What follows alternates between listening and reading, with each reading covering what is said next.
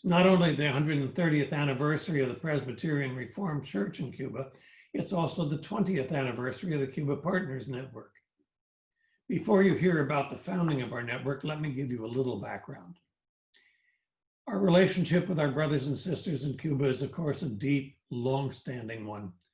There have been several informal relationships between individuals, congregations, and presbyteries over the years, but back in 1985, Cliff Kirkpatrick took a group to Cuba together to work out a mutual mission agreement between our two churches. The agreement was adopted the following year by both the Presbyterian Reformed Church in Cuba and the Presbyterian Church USA. That agreement formed the basis for our ongoing relationship. Tricia Lloyd Seidel was the mission co-worker for Cuba at that point, and that original agreement laid the foundation of the first Presbytery relationships, partnerships, and for what you're going to hear about next. Susan Kyle Smith takes you through an interview with 3 of the original founding partners. It is my honor to introduce Dean Lewis, the father of the Cuba Partners Network, who will share a few thoughts about its beginning. Okay, thank you, Susan. It's good to be with you and Sorrel Ann here today. Well, the roots of the Cuba Partners Network were actually laid down in June of 1995. A mission consultation between the PCUSA Worldwide Ministries Division and the Presbyterian Reformed Church in Cuba was scheduled to meet in Havana in that year of June 1995. There were 4 PCUSA partner presbyteries at that time: Long Island, Santa Fe, South Louisiana, and Transylvania. And each was invited to send 2 persons to participate in the consultation as observers. As chairperson of the Cuba Partner Network in Santa Fe, I was one of the representatives. That was the first time that leaders of these 4 Cuba partnerships of the presbyteries had met each other, and we enjoyed several days of interaction on the fringes of the official consultation, as well as our own deepened acquaintance with the leaders of the Cuban church. On the way home from Cuba, the representatives of these 4 PCUSA presbyteries had breakfast together in Miami and agreed they would remain in contact and cooperation and seek to reacquaint the U.S. church with its nearly forgotten relationship with the Cuban church. We remained in email communication with each other in the next few months as I drafted the plan for the Presbyterian Cuba Connection, developed bylaws, and began the process of incorporating it as a not-for-profit charitable membership organization in the state of New Mexico, with the purposes of broadening the PCUSA partnership base and raising funds to support the ministry and mission of the Cuban church. I developed a brochure and sent a letter to several hundred persons I had come to know in my 30 years of service to General Assembly agencies of evangelism, Christian education, and church and society, inviting them to join and make an annual contribution. Howard Paul designed a Cuba Connection golf shirt for sale. That was part of our first revenue stream. The first newsletter was mailed in the spring of 1996, and the first year financial report shows income of $5,353. As newsletter recipients spread the word about the Presbyterian Cuba Connection in the next few years, I found myself responding to an increasing volume of inquiries about the life and work of the Cuban church in general and the possibilities of partnership in particular. Membership and financial support in the Presbyterian Cuba Connection were increasing, with the 1998 financial report showing income of $11,455. As we approached the year 2000, with all the hoopla about the millennium, I got in touch with Carlos Emilio Ham, who was then the General Secretary of the church in Cuba, and we agreed to plan together for what we called a celebration of Cuba partnership in the new millennium that would bring together in Cuba representatives of the range of PCUSA partnerships in the US and with their counterparts in the Cuban church. The result was the grand gathering in November 2000 at Canip that would bring together in Cuba representatives of all the range of our partnerships and our Cuban counterparts. This grand gathering in November 2000 at Canip, where representatives of 7 PCUSA presbyteries, a seminary, a congregation, the Worldwide Ministries Division, and the Presbyterian Cuba Connection met with an equal number of Cuban representatives of presbyteries, congregations, the synod, and the seminary. The declaration at the end of the gathering committed the participants to continuing cooperation in what I called at that time a partnership of partners. And that is the birthday of the Presbyterian Cuba Partners Network.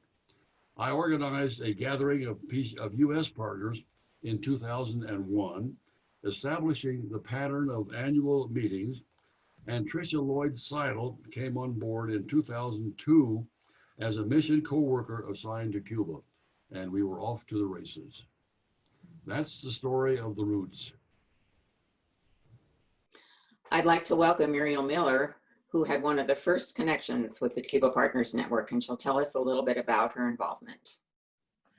I was very honored to be part of the 2000 gathering representing the Presbytery of Chicago. This was my 3rd trip to Cuba, the first being in February 1998 with Dean Lewis and the Santa Fe Presbytery, as we in Chicago began to explore the possibilities of a partnership. A big group from Chicago went to Cuba in April, and upon their return, we worked to make the partnership happen. At its August Presbytery meeting, the Presbytery of Chicago voted unanimously, except for 1 vote, to have a partnership with Cuba. As was the way it was done then, our request went to General Assembly in Louisville, who agreed and then sent our request to Cuba, where the Synod voted that we would have a partnership with the Presbytery of Havana. Hector Mendez came to Chicago in February of 1999 to formalize the partnership. I was a part of a delegation to go to Cuba in April of '99 to celebrate our partnership with our brothers and sisters in the Presbytery of Havana. In the next 18 years, I would make more than 35 trips to Cuba. Today, there are 9 churches in the Presbytery of Havana, with 8 of them having partner churches in Chicago.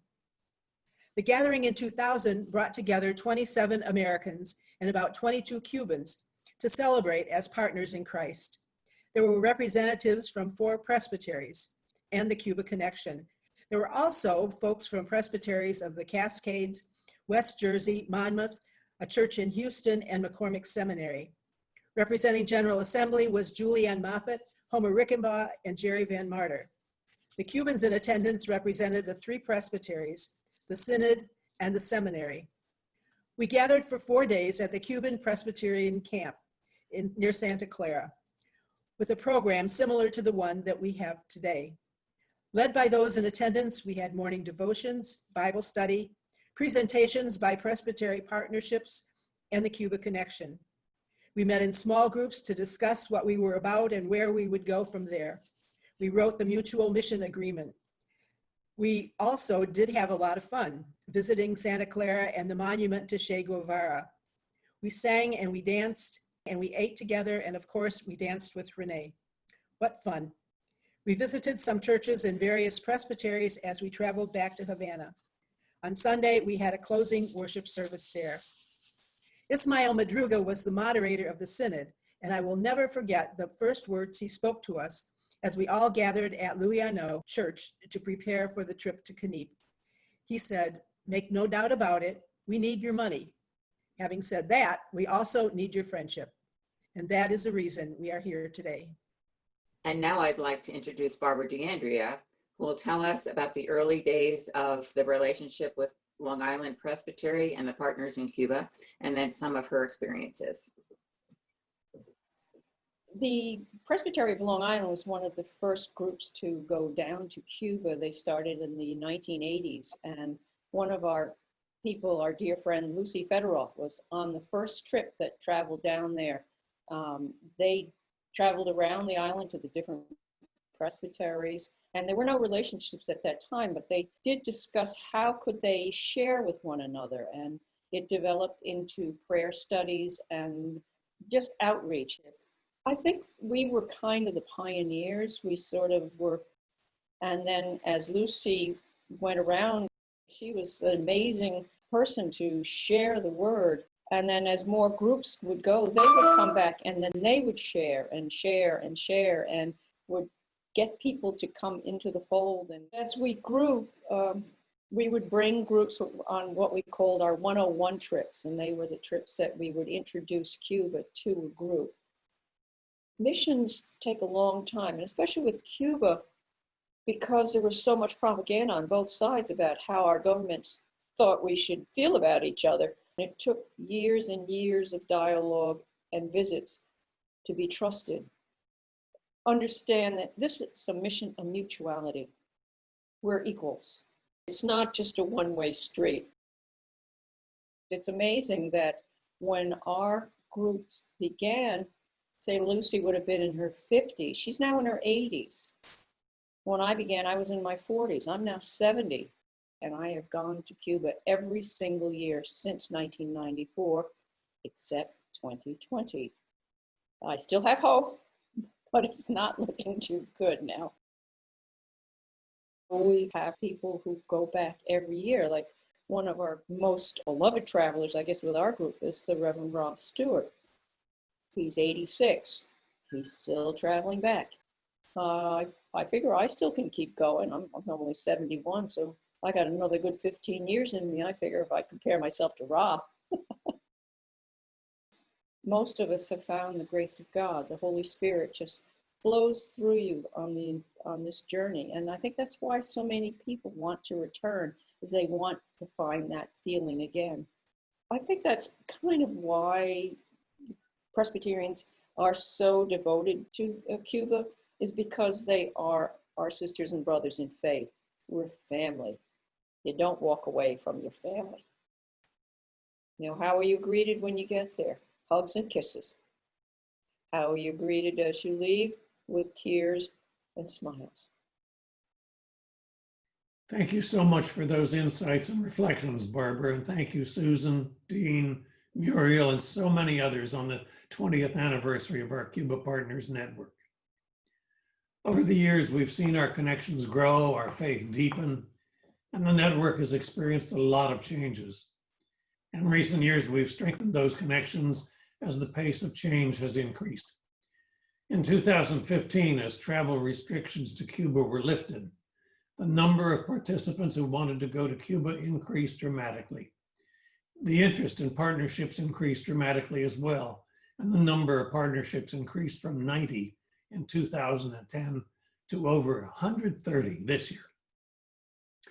Also in 2015, a group of us traveled to Cuba with J. Herbert Nelson, stated clerk of the PCUSA, and worked on what became a new mutual mission agreement that was adopted by both churches the following year.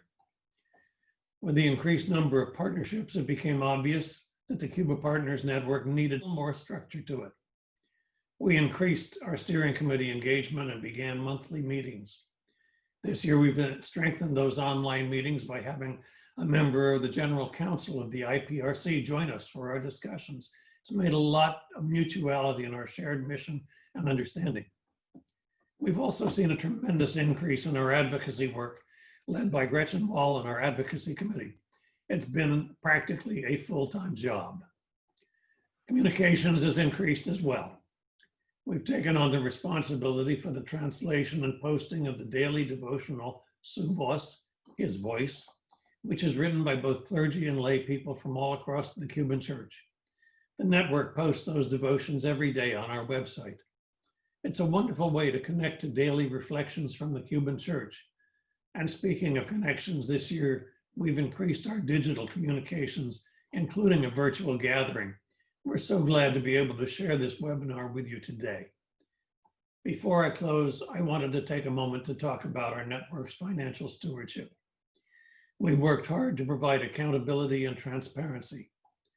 As travel and the number of partnerships increase, funds which used to flow through the Cuban Synod have started going directly to congregations and partnerships which meant that the Synod had less knowledge of where the greatest resources and the greatest needs are.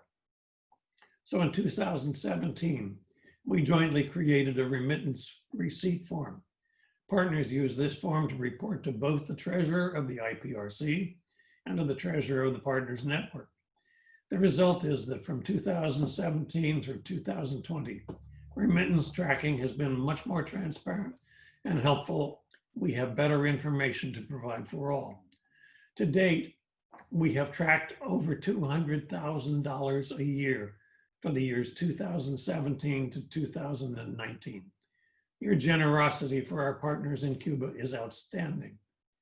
Even this year, in the midst of a global pandemic, you have continued your support.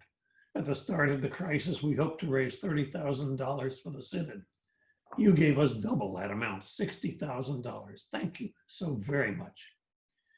And a few weeks ago, when partners here wanted to get money to partners there and had no means to do it, we arranged for the transfer. To date, the network has delivered about $200,000 in contributions. That's an incredible amount of generosity, and we're so grateful to you and your continued support of the partners. And finally, I want to point out another ongoing need. As many of you may know, we have lost the services of Joella Holman, our PCUSA regional liaison to the Caribbean, who, along with mission co-workers David Saez and Josie Acevedo, has recently retired. We hope that with continued funding for her position and for that of David and Josie, we will be able to help lift a hiring freeze currently in place. Our work depends on the presence of a regional liaison in the Caribbean working with us in Cuba, and it's an extremely important role. So if you're an individual or a partnership who has supported or are supporting David and Josie and Joella, we plead with you to continue that support in hopes that we can secure a new regional liaison much more quickly than would otherwise be possible. Again, thank you for your generosity and your love for our partners in Cuba.